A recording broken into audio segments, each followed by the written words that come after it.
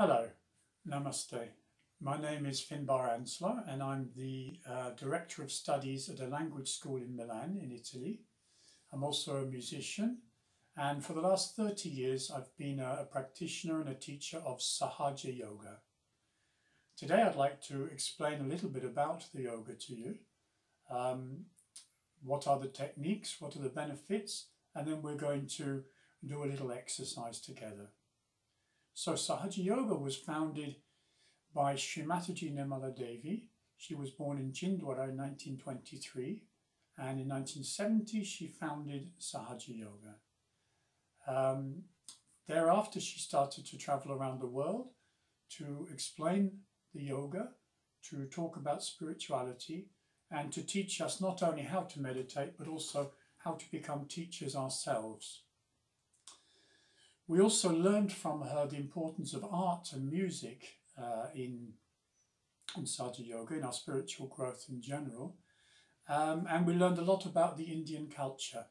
I was fortunate enough a couple of years ago to travel around India with a band, doing concerts from Nargol down to Mumbai, Ganapatipule, down to Goa, across to Hyderabad, Chennai, then up to Indore, Ahmedabad, Agra, Noida, Roorkee, Dehradun, Kurukshetra, Delhi, and then back down to Pune. So we saw a lot of this beautiful country, and I'd like to begin by dedicating a song to Sri Ganesha. The words of this song are Sanskrit, very ancient text, and the music was written by a good friend of mine, Victor Vatuni. This is Sukhakata Dukkahata.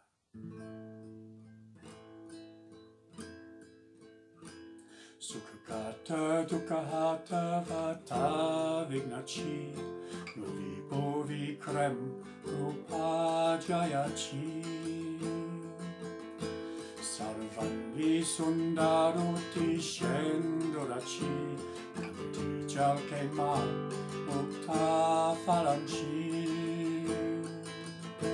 Jai Deva Jai Mangala Murti Dashan Matre Mana Kamana Purti Jai Deva Jai Mangala Murti Dashan Matre Mana Kamana Purti Kachita Fada Tusa Gauri Kumara Nachi Oti Kum Keshara Iri Jatuta Mukuta Shoba Tobara Junti no Korni Chami Gargaya Jai Deva Jai Mangala Murti Dashan Matre Mara Kamana Purti Jai Deva Jai Mangala Murti Dashan Matre Mana Kamana Purti Lambora Pitamba Faniva Bandana Somlavaka Tunda Chunayana Dasramachava Pahe Sadhana Sankaste Bhava Vedi Vande Rakshave Sorva Vandana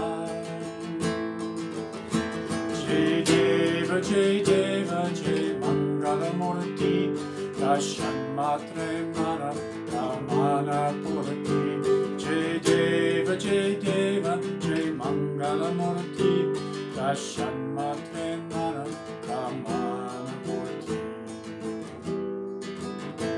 Jai Deva Jai Mangala Murti Dashan Matre Mana Kamana Purti Jai Deva Jai Mangala Murti Dashan Matre Mana Kamana Purti.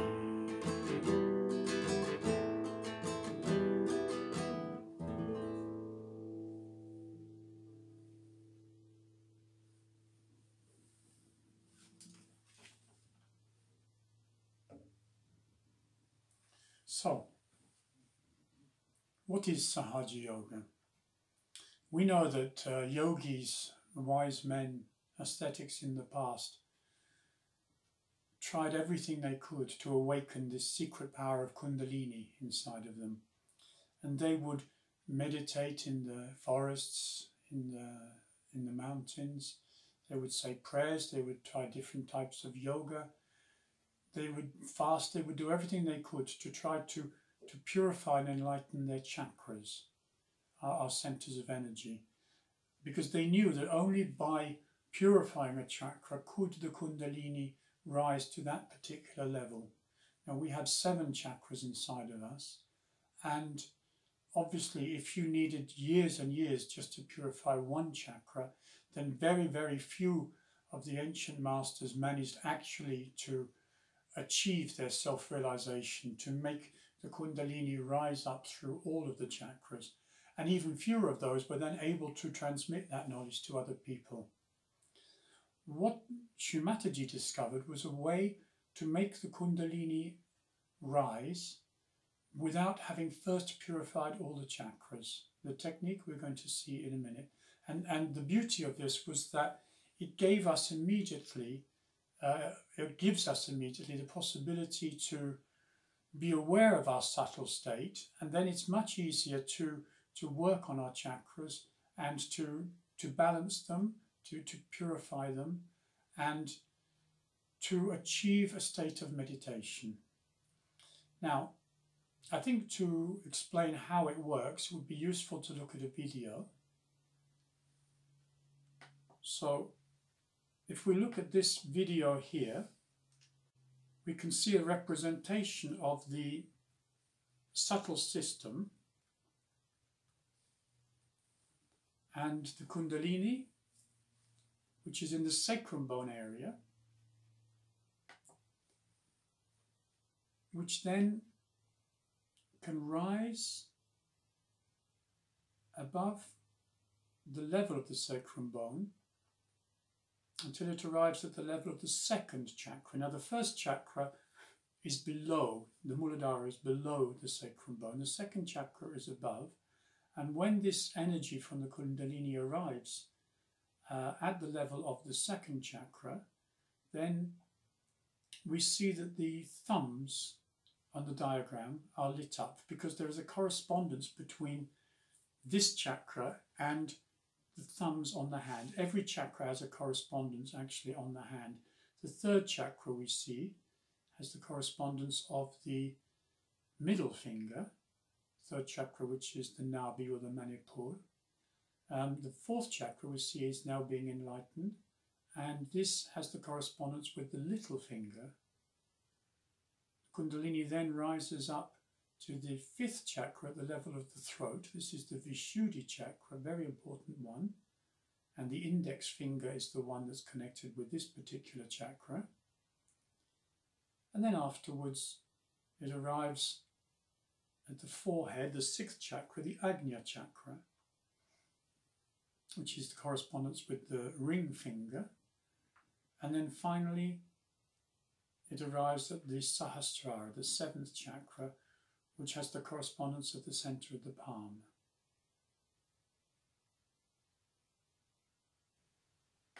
Now clearly the awakening of our Kundalini is a very noble cause, a noble objective.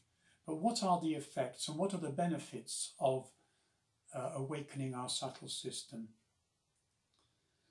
Well, we know that when the Kundalini passes through a chakra, it awakens the qualities of that particular chakra. And every chakra has 3 aspects, the left, the right and the center. And we saw on the video that there is the yellow channel on the right, which is this side here, and there is the blue channel on the left, this side here. Now the yellow channel actually starts from the level of the 2nd chakra.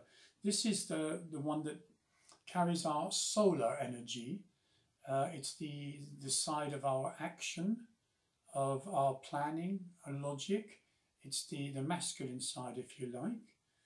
and it's also very connected with the future.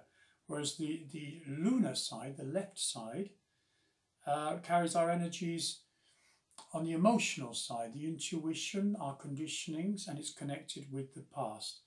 This is the feminine side, although everyone has a masculine and a feminine side inside them. Now, in order for the Kundalini to pass through the center channel, which is called the Sushumna Nadi, these two sides have to be in balance. Now, to give an example of the second chakra, as a teacher, I need to be prepared before I go into the classroom. I need a certain amount of planning. I need to know the subject, obviously, very well, and I need to have thought about how I'm going to communicate this knowledge. So I need the right side, and the quality of this chakra is the pure attention which we need when we're going to communicate with someone. And the quality of the left side is the pure knowledge, which is what we need to communicate. If I've planned my lesson very well, the classroom is a good place to be. There's a good atmosphere in the classroom. The students are responsive and it's very productive.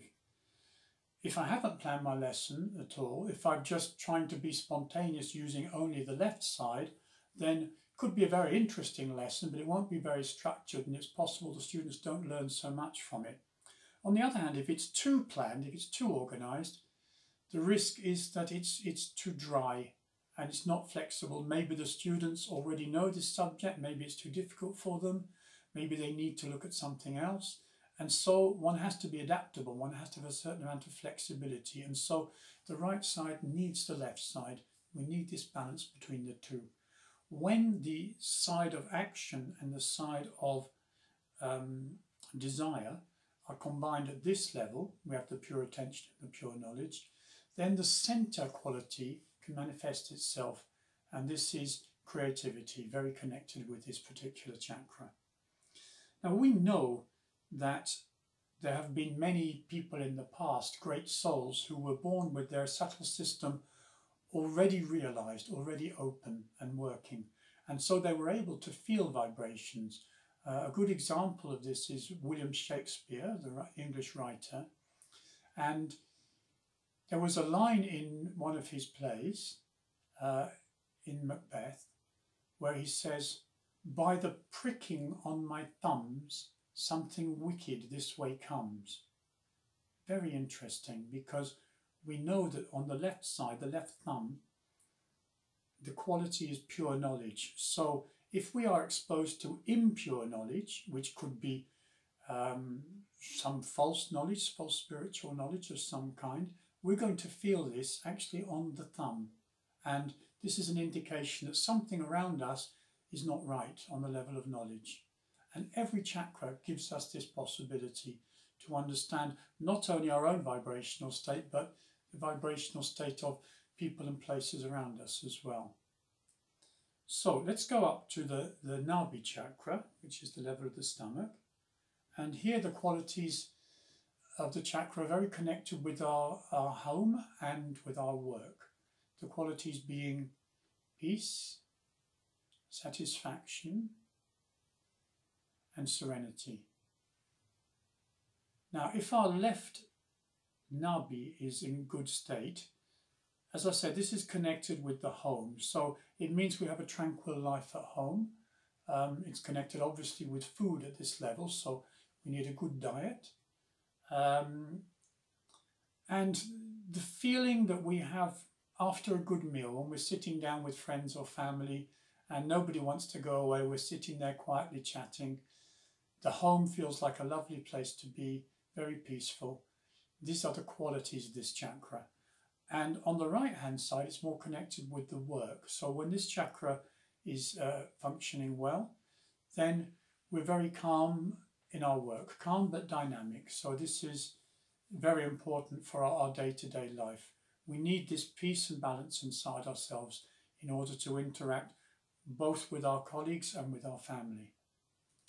Let's go up to the level of the heart now, the Anahata chakra. This is the centre that's very connected with our rapport with our mother and our father, mother on the left, father on the right. And in between the two, in the centre of the heart, this is the centre of our self-confidence. This is the place, the sternum bone, where the antibodies are produced when we're young. The child feels safe and protected between the father and the mother. So the sense of security is very connected with this chakra, and our rapport with, I say father and mother, but it could also be a father figure or a mother figure. It could be the boss, it could be an aunt or a grandmother or someone. And when these relationships are in balance, then the Kundalini can pass without any problem up to the Vishuddhi chakra. Now, as I said before, the Vishuddhi chakra is a very important chakra, not only for the qualities of it, but also because it governs our sensitivity to the vibrations. So when we say that we feel on our hands and on our fingers our vibrational state, this is because the Vishuddhi chakra is in a good state itself, it's in balance. Now, many people, when they first try Sahaja Yoga meditation, they don't particularly feel anything on their hands. We have to be patient with ourselves. It comes with practice. Personally, I didn't feel anything for the first month of meditating, but I did feel a deep sense of peace, which is exactly what I was looking for at the time. So that was fine. And then slowly I started to feel a difference between the left and the right hand and individual chakras. These are things we can actually feel on our body at the level of the chakra, or on the hands, or even on the feet or on the head. Now the Vishuddhi is a chakra which is very connected with communication. So if this chakra is out of balance, if we're using our right channel too much, the Pingala Nadi, then we're going to be using the voice in the wrong way. We could be using the voice maybe to dominate people, to be sarcastic, to shout, to be aggressive. If instead we're using the Ida Nadi, the left channel more, then we're going to have problems communicating. We're not going to be able to express ourselves. A classic example of this is when you think of the perfect retort to someone 2 hours after the 2 hours after the event, which is not very useful. So we need this chakra to be in balance in order to have a good relationship with the outside world, in order to be able to speak to people, to persuade and to convince people in a balanced and calm way, to interact with everyone, and also to feel at ease when we're amongst a large crowd of people, at a party, at a social event. When there's a lot of people around us, the Vishuddhi is the chakra which gives us the confidence to interact in this situation. Then we come up to the Agnya chakra. Now this is the chakra where we risk the Kundalini getting blocked. This is because the two channels, when they arrive at this level, they cross over. In fact, we know that the left side of the brain controls the right side of the body and vice versa. So these two channels, when they come up here, they cross over, and here there's an accumulation of energy if we're too active with these two channels. The right channel, the Pingala Nadi, goes up and it creates our ego, whereas the left channel, Ida Nadi, goes up and it creates our superego. So these two balloons, if you like, when they become too active, they start pushing back down, and it creates a stress at this level which makes it difficult for the Kundalini to pass.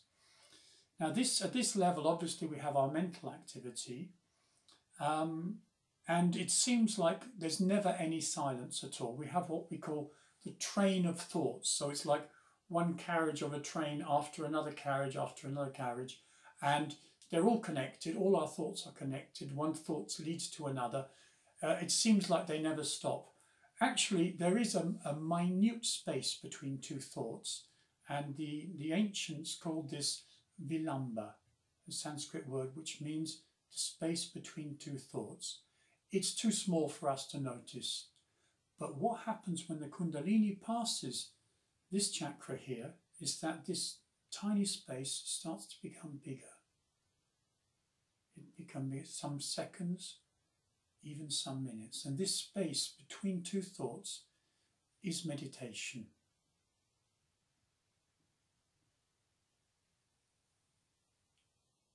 The Kundalini then passes up to the Sahasrara chakra, the seventh and last chakra, and at this point we achieve what we call thoughtless awareness. We are connected to the collective consciousness. We feel the vibrations around us, and we are aware of everything that happens around, but without reacting. So, this is what we're going to try. We're going to do an exercise now, and I hope you'll all have some experience. We just need 5 to 10 minutes at the most. We need to be comfortable. Take our shoes off at this point, and we shouldn't have anything too tight. We should be sitting comfortably, not too rigid, but not too relaxed. Just feeling nice and feeling comfortable. If we've got mobiles, maybe it would be a nice idea to turn them off or put them on silent. And this is a moment which we're dedicating to ourselves. We dedicate a lot of moments to other people, to those around us, but this is a little bit of time we need for ourselves. Now we're going to do an exercise where we have to put our hands on different parts of the body that correspond with different chakras, and we're going to ask questions and make affirmations which are connected to the qualities of these chakras, and this will allow the Kundalini to rise. What I'll do first is we'll do the exercise together, just showing the positions with our eyes open, and then we'll repeat everything with the eyes closed. Okay, the left hand remains on the left leg for the whole exercise. The right hand, which represents the action, is going to go onto the heart first. We have to address these questions and these affirmations to our Mother Kundalini. So we can say Mother Kundalini or simply Mother, because it's a maternal power. So we say these questions and affirmations in silence inside ourselves. And the first question we ask is, Mother, am I the spirit? Then the right hand will go down to the top part of the abdomen, always on the left side. And here the question is, Mother, am I my own master? We go down now to the top of the leg. We're just pushing a little bit the place where the left leg joins the body. And here we say, Mother, please give me my pure knowledge. Please give me the pure knowledge. We go up again to the abdomen, and here we make the affirmation this time. Mother, I am my own master. Onto the heart. Mother, I am the spirit. Then we're going to put the right hand on the left side of the neck, turning the head to the right so that we can just touch the top of the spine with our fingertips. Here is a center which becomes blocked if we have a sense of guilt. If we've done anything wrong in the past, let's leave it in the past. Mother, I am not guilty. Then we put the hand onto the forehead, and here we have to forgive without thinking of who or what we're forgiving. In general, Mother, I forgive. We put the hand back onto the back of the head here. We push the head back, and here we speak to the divine. Oh divine, if I have done anything against you, please forgive me. And then finally, with the hand spread wide open, we're going to place the center of the palm on the fontanelle bone area. We lower the head a little bit, and we're going to do a very gentle massage in a clockwise direction. And here we're going to say, Mother, please give me my self-realization.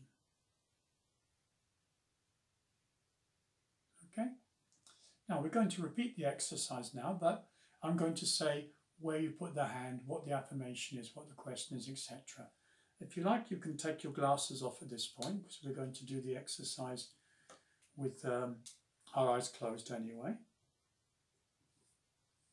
Now we close our eyes and we keep them closed until the exercise is finished. The left hand is open on the left knee and it remains there for the whole exercise. The right hand we're going to put onto our heart now. And the question we ask inside ourselves for 3 times is, Mother, am I the Spirit?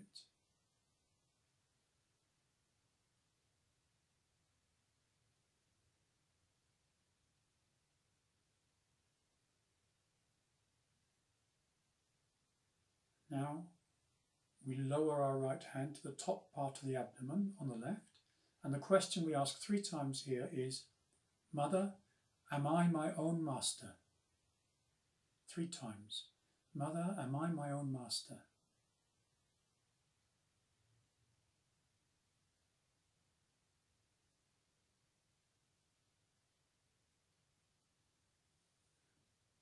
Now we put our right hand down onto the Swadhisthana, which is where the leg joins the body on the left.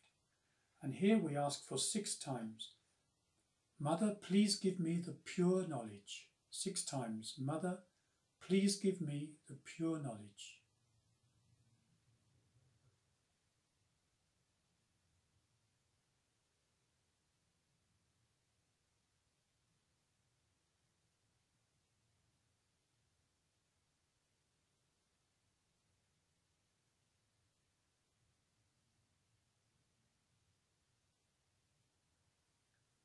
Now we bring our right hand up again to the top part of the abdomen on the left. And here we have to say 10 times, Mother, I am my own master. 10 times, Mother, I am my own master.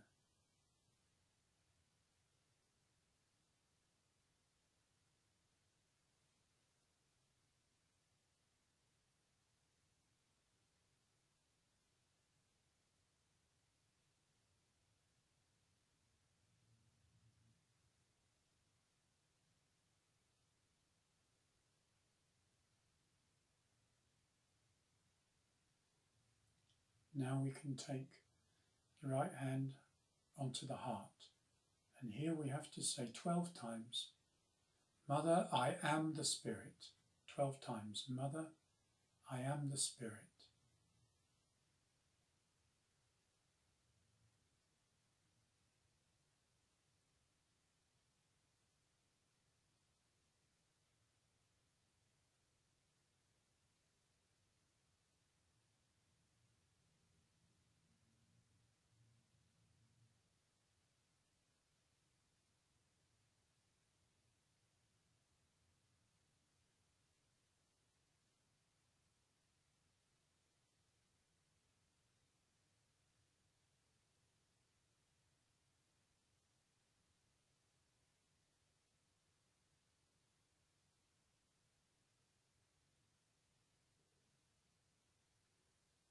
Now we go up onto the left side of our neck, turning the head to the right, putting the right hand on the left side of the neck so that we can just touch the top of the spine.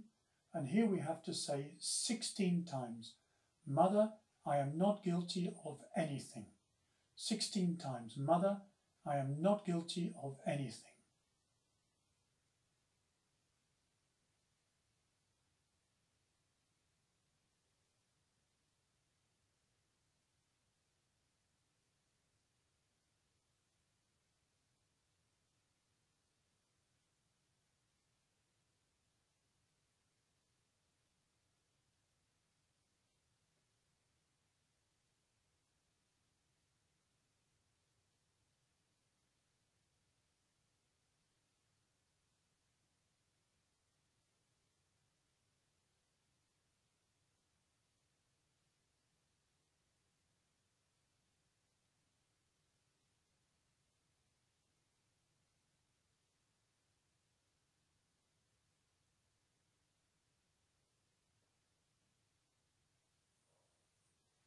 Now we take our hand up onto the forehead. We can squeeze a little bit on the sides of the temples. Here it's not important how many times. It's enough just one time. Mother, I forgive everyone, including myself. Mother, I forgive everyone, including myself.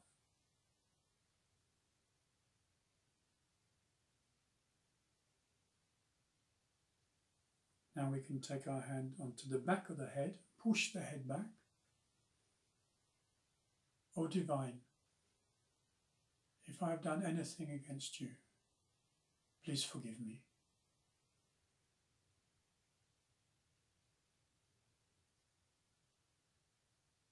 Now we keep the eyes closed, but just for a moment we can rest the right hand down on the knee again. This last step is a very important one, so we have to ask with humility.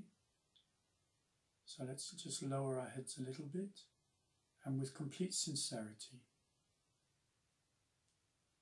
It's an important step. Now we open our right hand fully and bring it up, placing the center of the palm on the fontanelle bone, on the part that was soft when we were children. And we do this gentle massage in a clockwise direction, and we ask for 7 times, Mother, please give me my self-realization. 7 times. Mother, please give me my self-realization.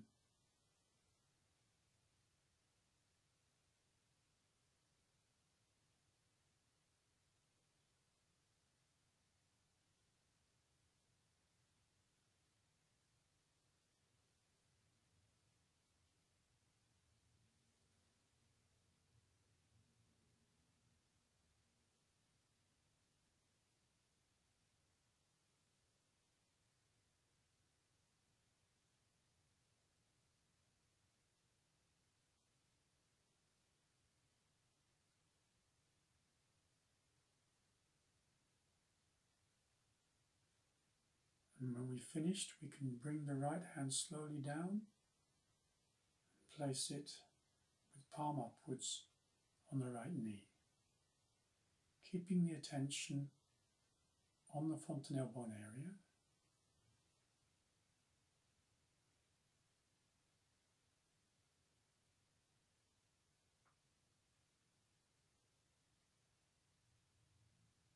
We can slowly open our eyes.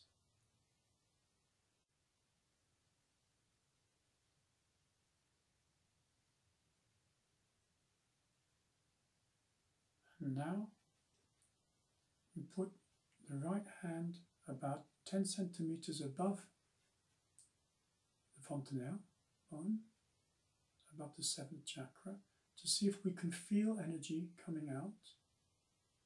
It may be like a cool breeze, or it may be warm. And then we exchange the 2 hands and we try instead with the left. Maybe a little bit forward, a little bit back.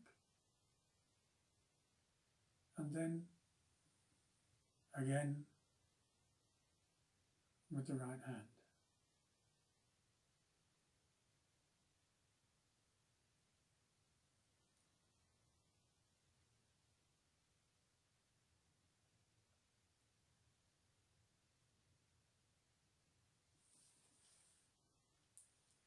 I hope that was a pleasant experience. I'd like to finish with another song. And this is dedicated to the founder of Sahaja Yoga, Srimati Nirmala Devi, and it's called I Will Be Strong.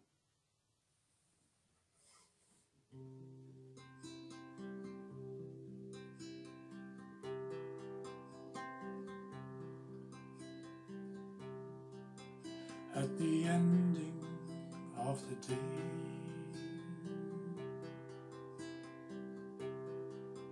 when I seem to lose my way,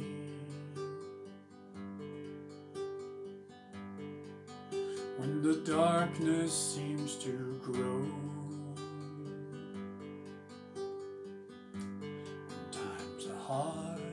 hope is low, when friends are nowhere to be found, when dreams lie shattered on the ground, and the road ahead is long. I will be strong, I will be strong.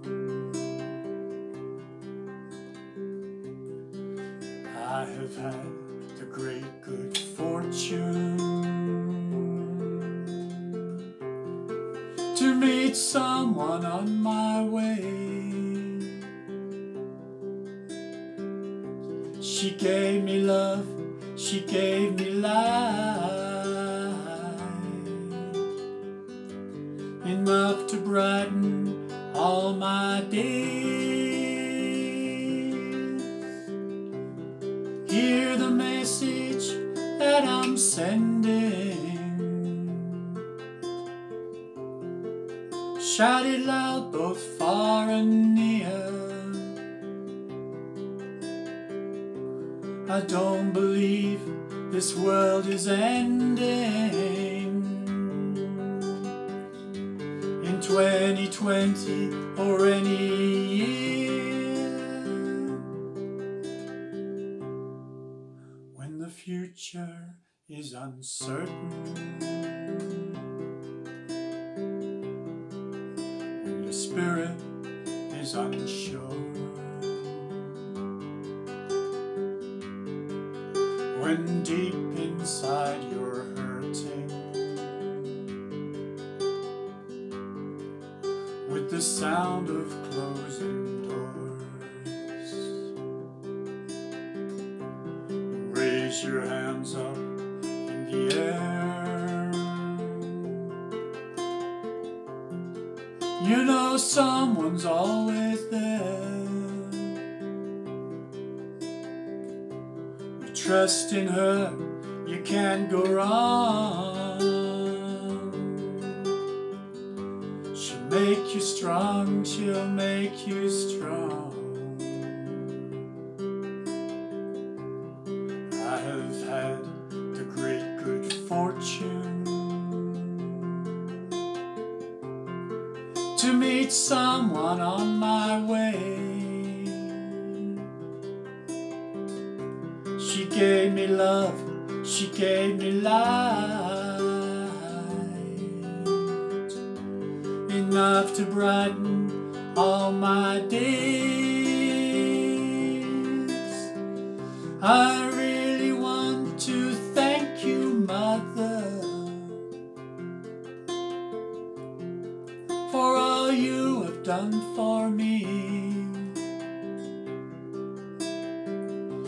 You gave me peace and such serenity. You gave me hope, Shri Mataji. At the ending of the day,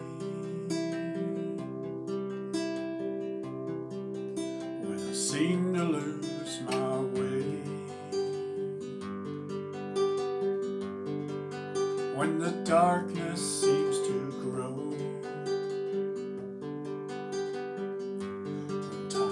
hard and hope is low, friends are nowhere to be found, dreams lie shattered on the ground,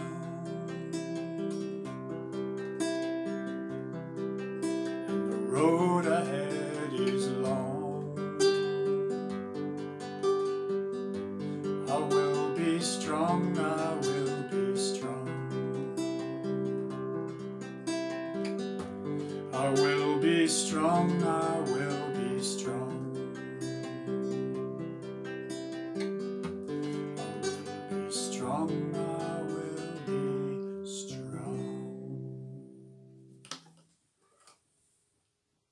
Thank you very much indeed. It's been a great pleasure. I hope you've enjoyed it.